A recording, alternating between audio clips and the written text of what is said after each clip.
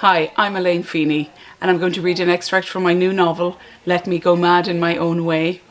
And I'm just going to read it here at Kennys just before my launch. And it follows the O'Connor family in the west of Ireland. And the extract that I'm going to read is based just after a funeral of Claire's mother. And I'm going to pick it up here. Father looked blankly as people were coming to him, shaking his hand and pulling out of him in aggressive kindness. Women waited behind their husbands' backs, allowed the men to shake hands with Father first, and they mostly nodded silently in his direction, or muttered, "Sorry, thank you, very sorry, thank you, lovely woman, salt of the earth, can I do anything? God is good, God is cruel, God is God." "It'll be better when summer's long stretch comes," one man said, as though the longer the day, the less the grief might be felt. There was a sureness to winter, a certainty that you could take to the bed without causing alarm, or feeling guilt. Tom texted me some heart emojis, white ones. Maura and Joe kissed me before leaving for Glacken's bar. Father turned his black suit lapels inwards, showing the grey foam linings, and he was now desperately looking for a toilet. "You won't find one here," I whispered in his ear as I slipped my phone back in my pocket. I had texted Connor to go and look for Brian. I texted Lara to turn the car engine on. I texted Brian a white heart. Both my brother's texts remain undelivered. Father was turning green pale now as a shadow moved across his face, and Pearl bubbled on his face. It was rare to see him with such a close shave. "Won't I?" he said back to me. "No, come on, let's move on. I'll get you sorted. Are you okay to walk as far to the car?" I said. "We'll make it then to Glacken's."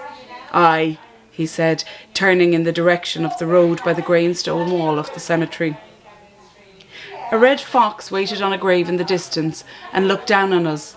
"Aye," he said again. Lara sat in the driver's seat of their dark SUV with large sunglasses on her face as we approached. Josh was sleeping and strapped in the back. "Isn't it great now all the same?" Father said as we happened on the car. "What?" "Women," he said, holding his balls. "Driving." In the backyard of Glacken's Lewes, the flagstone was damp underfoot. Father had wet himself by the time I got him perched and steady, and I apologised as other men turned and ran from the place upon seeing a woman. "Ah, well, fuck anyway," he said. "Don't worry about it. It's a dark suit," I said, "and the material, no one will notice." I know, he said, holding my stare. "Right then," I said.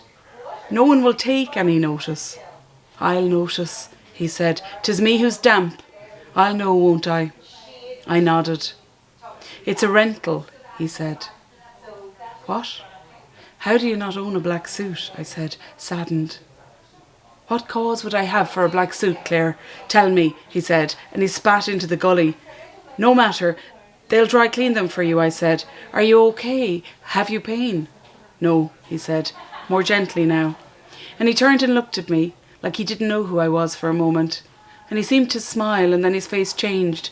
"I'd better head out then, because where I'm from you can't just up and leave a bar full of people after a funeral expecting a sandwich. Can you?" I shook my head and he walked back into the lounge of Glacken's, where he went on and regaled the local crowd with a story about a stallion he had once broken after it had smashed its head into two of Father's ribs and finally into his nose. But he hadn't given in, and within days the horse had taken to the saddle. He was immersed in the horse and hadn't stopped to notice his own pain. He told the story as though he never had a wife, or a funeral, or a family, or a great looming grief. By the late evening, the dark blue curtains were pulled across the pub windows. He turned to me and he said, "She's gone." "She is," I said. "She missed you when you were abroad in England, Claire, all the years, missed you. Somewhat terrible, you know. It had a bad effect on her. She'd stopped talking with loneliness." "You could have visited," I said. "You never invited us." "You never asked." "Plenty of planes coming back, lots returning now. You could have come home for good. She'd have loved that." "Don't, please," I said. There was nothing here for me. I resisted the urge to tell him how it would have been impossible for her to fly with him, to board a plane, to pack correctly, to drive correctly, and to predict everything, so as he would not fall into a stupor of rage, thinking someone or another was mocking him, by simply asking to see a passport or a ticket validation, or for him to be required by another person he did not trust to validate himself. "There's land, isn't there?" he said, playing with me now. "They're not making any more of it. But I bet they don't teach you that inside in the universities." I wanted to say that none of us wanted his land, full of rock and thistles and furze bushes, that it was a noose. I wanted to say the land was never mine. I knew well enough to know that. "Will we buy her a drink?" I said. "We won't," he said.